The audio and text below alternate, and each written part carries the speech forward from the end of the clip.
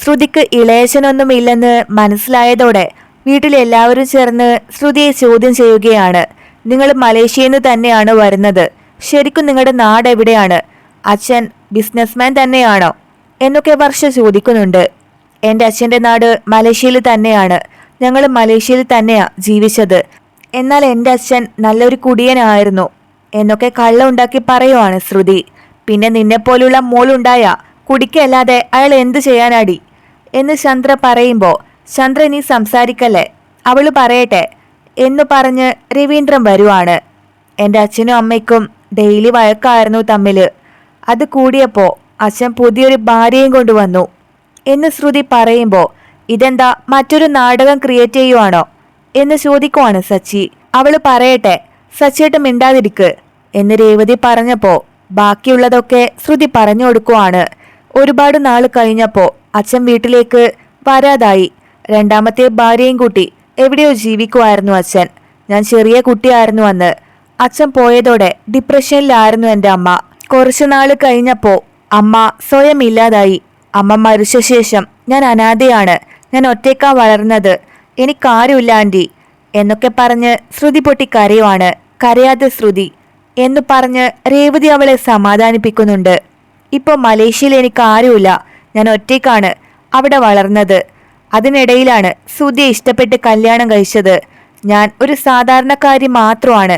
Anti എന്നെ സ്വീകരിക്കില്ല എന്നറിയാം. അതുകൊണ്ടാ ഞാൻ ഈ കള്ളങ്ങളൊക്കെ പറഞ്ഞത്. ശ്രുതി എനിക്ക് അത്ര ഇഷ്ടമായിരുന്നു. അവനെ നഷ്ടപ്പെടാതിരിക്കാൻ വേണ്ടിയാ മലേഷ്യയിലെ പണക്കാരന്റെ വീട്ടിലെ പെണ്ണാണെന്ന് കള്ളം പറയുന്നത്. ഞാൻ ജനിച്ചത് വലിയ പണക്കാരന്റെ വീട്ടിൽ തന്നെ ആൻറ്റി. എന്നാ എൻ്റെ അച്ഛൻ തെറ്റ് ചെയ്ത് എല്ലാം ഇല്ലാതാക്കി എന്നൊക്കെ കള്ളം പറയുവാണ് ശ്രുതി. ശരി, ഇത് സത്യമാണെങ്കിൽ നീ എന്തിനാ ഇത്രയും കാലം മറച്ചു വെച്ചത് എന്ന് രവിയേട്ടൻ ചോദിക്കുമ്പോൾ, കല്യാണത്തിന് മുൻപ് സത്യം പറയാൻ ഒരുങ്ങിയതാണ്. എന്നാ ആൻറ്റി ഇപ്പോഴും എൻ്റെ അച്ഛനെ പറ്റി മാത്രമേ ചോദിക്കാറുള്ളൂ.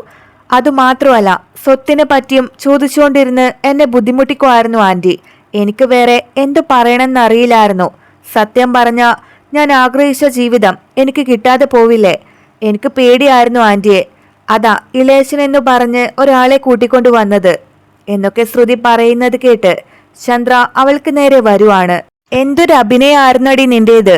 നിന്റെ അഭിനയത്തിന് വലിയ അവാർഡ് നിനക്ക് തന്നെയായിരുന്നു തരേണ്ടത്. 5 പൈസ സ്വത്ത് പോലും ഇല്ലാതെ പിച്ചക്കാരിയാണല്ലേടി നീ.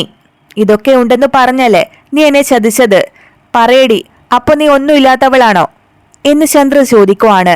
അതെ ആൻറ്റി, എൻ്റെ അടുത്ത് സ്വത്തും പണവും ഒന്നുമില്ല എന്ന് ശ്രുതി സമ്മതിച്ചപ്പോ, നിന്റെ അച്ഛൻ എവിടെയുണ്ടിപ്പോ എന്ന് ചന്ദ്ര ചോദിക്കുവാണ്.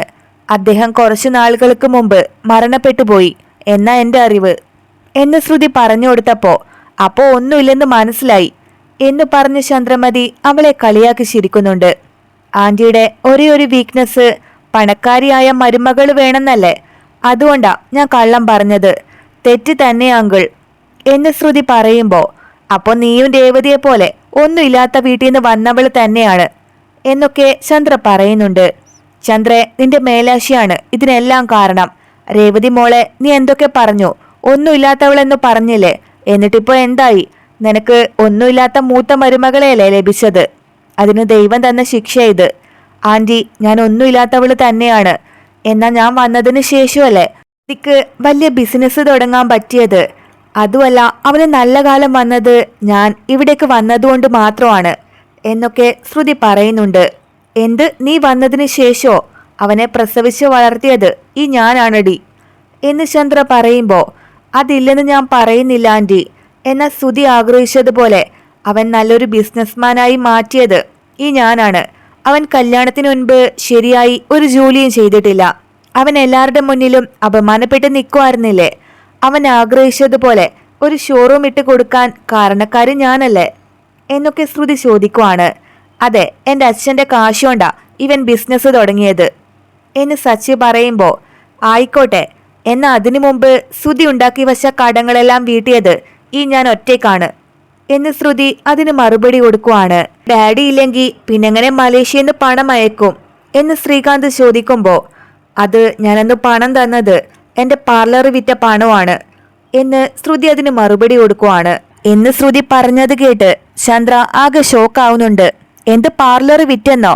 അതെപ്പോഴാണടി എന്ന് ചന്ദ്ര ചോദിക്കുമ്പോൾ 1 വർഷത്തിനു മേലെയായി ആന്റി. വേറൊരാൾക്ക് ഫ്രാഞ്ചൈസിക്ക് കൊടുത്തതായിരുന്നു.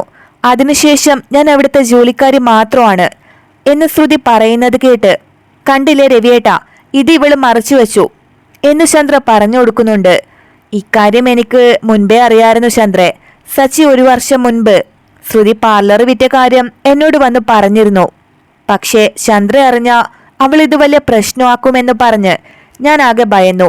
അതുകൊണ്ട് സച്ചിയോടും ഇക്കാര്യം ആരോടും പറയണ്ടെന്ന് ഞാനാ പറഞ്ഞത്. ശ്രുതി തന്നെ പറയട്ടെ എന്ന് വിചാരിച്ചു. ഇപ്പോൾ പറഞ്ഞല്ലോ എന്നൊക്കെ പറയുവാണ് രവിയേട്ടൻ.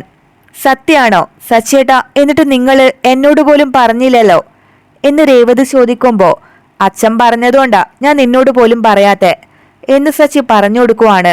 അപ്പോൾ നിങ്ങളും എന്നോട് മറച്ചു വെച്ചല്ലേ? എല്ലാരും കൂടി എന്നെ ചതിക്കുമായിരുന്നല്ലേ? ഇപ്പോൾ സ്വത്തുമില്ല, പാർലറും ഇല്ല. അപ്പോൾ നീ വെറും ശമ്പളത്തിന് വേണ്ടിയാണ് പാർലറിൽ ജോലി ചെയ്യുന്നത് അല്ലടി എന്നൊക്കെ ചോദിച്ച് ചന്ദ്ര ദേഷ്യപ്പെടുവാണ്. അമ്മേ, അങ്ങനെ ശ്രുതിയെ വില കുറച്ച് കാണാതെ അവളും അധ്വാനിച്ചു തന്നെയല്ലേ ഭക്ഷണം കഴിക്കുന്നത് എന്നു പറഞ്ഞ് രേവതി വരുവാണ്. നീ മിണ്ടാതിരിക്കടി. സ്വത്തുമില്ല, പാർലറുമില്ല. ഇപ്പൊ വെറും മാസശമ്പളക്കാരിയായി നീ മാറി. ഇനി ഞങ്ങൾക്കറിയാത്ത എന്തെങ്കിലും രഹസ്യങ്ങളുണ്ടോ? അതോ ഇതും കള്ളുവാണോ എന്ന് രവിയേട്ടൻ ചോദിക്കുമ്പോൾ ശ്രുതി തന്റെ മകന്റെ കാര്യം ആലോചിക്കുവാണ്. ശേഷം ഒന്നുമില്ലെങ്കിൽ എല്ലാം സത്യം തന്നെയാണ്, എല്ലാം പറഞ്ഞു കഴിഞ്ഞു എന്നൊക്കെ വീണ്ടും കള്ളം പറയുവാണ്. ഇനി മുതൽ ഈ കുടുംബത്തിനെ നിരക്കാത്ത ഒരു പ്രവൃത്തിയും നിന്റെ ഭാഗത്തുനിന്ന് ഉണ്ടാവാൻ പാടില്ല. നല്ല മരുമകളായിട്ട് വേണം നീ ഇനി ജീവിക്കാൻ. സത്യം മാത്രമേ ഞങ്ങളോട് പറയാവൂ, കള്ളം പറയാൻ പാടില്ല എന്ന് പറഞ്ഞ് രവീന്ദ്രൻ അവളെ അകത്തേക്ക് സ്വീകരിക്കുവാണ്. എന്നാൽ അത് ഇഷ്ടപ്പെടാതെ നിൽക്കുവാണ് ചന്ദ്രമതി. എടി, നീ എന്തിനകത്ത് കയറി റെസ്റ്റ് എടുക്കുന്നേ? നിന്നെ ഇപ്പൊ കൂട്ടിക്കൊണ്ടു വന്നത് ഞാനല്ല, രവിയേട്ടനാണ്. നീ പണക്കാരി അല്ലാന്ന് അറിഞ്ഞ നിമിഷം തന്നെ നിന്നെ എന്റെ മനസ്സിന്ന് പടിയിറക്കി വിട്ട് കഴിഞ്ഞടി. ഇപ്പൊ എന്റെ മനസ്സിൽ നിനക്കും രേവതിക്കും തുല്യ സ്ഥാനം തന്നെയാണ്. ഇനി നീ കെട്ടിലമ്മ ചമഞ്ഞ് ഇവിടെ ജീവിക്കാമെന്ന് വിചാരിക്കണ്ട. നീ പെട്ടെന്ന് റെഡിയായി വന്ന് അടുക്കളയിലേക്ക് കയറാൻ നോക്ക്. എടി രേവതി, ഇനി എല്ലാ ജോലിയും നീ ഒറ്റയ്ക്ക് ചെയ്യണ്ട. ഇനി ശ്രുതിയാണ് എല്ലാ ജോലിയും ചെയ്യേണ്ടത്. വർഷം മാത്രമാണ് ഇനി പണക്കാരന്റെ വീട്ടിലെ മരുമകള്. ശ്രുതിക്ക് ഇനി ആ സ്ഥാനം ഉണ്ടാവില്ല. എന്താടി നോക്കി നിൽക്കുന്നേ? ഇനി അടുക്കള ജോലി തീർത്തിട്ട് നീ പാർലറിലേക്ക് പോയാ മതി. ഇന്നത്തെ മുതലാളിയൊന്നും അല്ലല്ലോ നീ, വെറും ശമ്പളക്കാരി മാത്രമല്ലേ. നിന്നേക്കാൾ ഭേദം ഈ രേവതി തന്നെയാണ്. കാരണം അവൾക്ക് സ്വന്തമായിട്ട് ഇന്നൊരു ബിസിനസ് ഉണ്ട്. അത് വളർത്തി അവള് മാസം ലക്ഷങ്ങളാ സമ്പാദിക്കുന്നേ. എന്നാ നീ അങ്ങനെയാണോ? വെറും 10,000 20,000 അല്ലേ നീ മാസശമ്പളം വാങ്ങുന്നേ. എന്താടി നോക്കിക്കൊണ്ട് നിൽക്കുന്നേ? ചെന്ന് എല്ലാവർക്കുള്ള ഫുഡ് ഉണ്ടാക്ക്. രേവതി, ഇനി നീ അടുക്കളയിൽ കയറണ്ട, ശ്രുതി കയറട്ടെ എന്നൊക്കെ ചന്ദ്ര ആവശ്യപ്പെടുന്നുണ്ട്. വേണ്ടമ്മേ, ഞാൻ തന്നെ ചെയ്തോളാം. ശ്രുതി നല്ല ടയേർഡാണ് എന്ന് രേവതി പറയുമ്പോൾ, ഇത്രയും കാലം നീ അടുക്കളയിൽ കിടന്ന് അമ്മ നിന്നെ കഷ്ടപ്പെടുത്തുമായിരുന്നില്ലേ?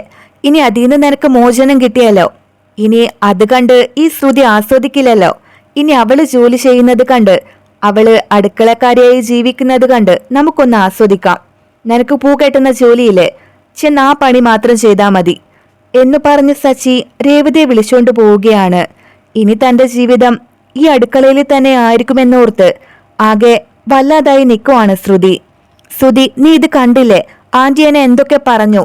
ഞാൻ എന്തു തെറ്റാ അതിനു മാത്രം ചെയ്തേ? എല്ലാം നിനക്ക് വേണ്ടി ആയിരുന്നില്ലേ ശ്രുതി എന്നൊക്കെ പറഞ്ഞ് ശ്രുതി വരുമ്പോ, എനിക്കൊന്നും കേൾക്കണ്ട ശ്രുതി. അമ്മ പറഞ്ഞതിൽ എന്താ തെറ്റുള്ളത്? നീയല്ലേ ഒരുപാട് കള്ളം പറഞ്ഞത്. അതെന്നോട് നേരത്തെ പറയായിരുന്നല്ലോ. നേരത്തെ തന്നെ നീ പണക്കാരിയല്ലാന്ന് പറഞ്ഞിട്ടുണ്ടായിരുന്നെങ്കിൽ ഞാൻ നിന്നെ വിവാഹം പോലും കഴിക്കില്ലായിരുന്നു. രേവതിയേക്കാൾ ദരിദ്ര തന്നെയാ നീ. അതുമല്ല, രേവതി ഇന്ന് ആ അവസ്ഥയിലൊന്നുമല്ല. രേവതി ലക്ഷങ്ങളല്ലേ ബിസിനസ് ചെയ്ത് സമ്പാദിക്കുന്നേ. എന്നാ നീയോ വെറും ശമ്പളക്കാരി മാത്രമാണ്. മലേഷ്യയിലെ സ്വത്ത് പോലും നിനക്കില്ലാന്നല്ലേ പറഞ്ഞത്. അതുകൊണ്ട് അന്ന് ആ മണ്ഡപത്തിൽ വെച്ച് രേവതിയെ തന്നെ കല്യാണം കഴിച്ചാൽ മതിയായിരുന്നു. ഇന്ന് സച്ചിക്കാണ് സുഖമായി ജീവിക്കാനുള്ള യോഗം. ബിസിനസ്സുകാരനായ എനിക്ക് ബിസിനസ്സുകാരിയായ രേവതിയെ പോലുള്ളവളെ മതിയായിരുന്നു. എന്നാ നീ വെറും ജോലിക്കാരിയല്ലേ. എന്റെ യോഗ്യതയ്ക്ക് അനുസരിച്ചുള്ള ജോലി നിനക്കുണ്ടോ എന്നൊക്കെ ചോദിച്ച് അവളെ ഒറ്റപ്പെടുത്തുവാണ് ശ്രുതി.